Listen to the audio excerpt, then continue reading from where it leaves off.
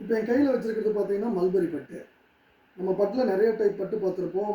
நம்மளுக்கு பார்த்தீங்கன்னா என்ன சொல்லுவாங்க, மல்பரி, டசரு, முகா எரி அந்த மாதிரி டைப்பில் பார்த்தீங்கன்னா பட்டில் வந்து பார்த்தீங்கன்னா இது வந்து நமக்கு என் கையில் இருக்கிறது வந்து மல்பரி பட்டு. இந்த பட்டில் என்னென்னா என்னோடய கண்ணோட்டத்தில் பார்த்தீங்கன்னா இந்த பட்டும் கடவுளும் ஒரே மாதிரி.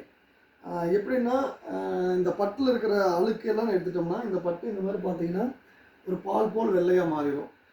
ஏன்னா இந்த பட்டு பால் போல் வெள்ளையானதுக்கப்புறம் நம்ம கடவுள்கிட்ட வந்து எந்த பிரார்த்தனை கொடுத்தாலும் அவர் வந்து அக்செப்ட் பண்ணிவிட்டு அதை ஏற்றுக்கிறாப்புல. அதே சேம் கான்செப்ட் தான் இதுக்கு வந்து நாங்கள் கலர் போடணும்னா ஒன்றும் பெருசாகவும் எதுவுமே பண்ண வேண்டியதில்லை.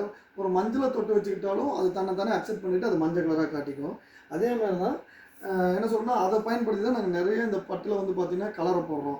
நீங்கள் மற்றபடி பார்த்திங்கன்னா வேறு ஏதாச்சும் நம்ம வந்து சாரீஸு இப்போ சிந்தட்டிக்ஸு நிறைய இருக்குது. அந்த மாதிரி சேரீலாம் பார்த்திங்கன்னா கலர் ஏற்றணும் ரொம்ப கஷ்டம். அதில் வந்து நிறைய ஆசிட்டெல்லாம் ஊற்றி அந்த மாதிரி இருந்து தான் நம்ம வந்து அதில் வந்து கலரை வந்து அப்ளை பண்ணவே முடியும். ஆனால் இந்த பட்டில் அப்படி இல்லை.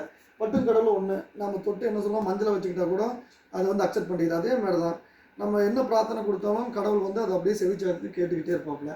அதே சேம் கான்செப்ட் தான். பட்டு வாங்குறதுக்கு எல்லோரும் முயற்சி செய்யுங்க. பட்டு சேலைகளை வாங்குங்க. மற்ற சேலைகளை விட பட்டு சேலைக்கு ஒரு தனி மகத்துவம் இருக்குதுன்னு எனக்கு தோணுது. பட் உங்களுக்கும் அது அக்செப்ட் ஆச்சுன்னா முடிஞ்ச அளவுக்கு நீங்கள் பட்டு சேலைகளை வாங்க பாருங்கள். நன்றி.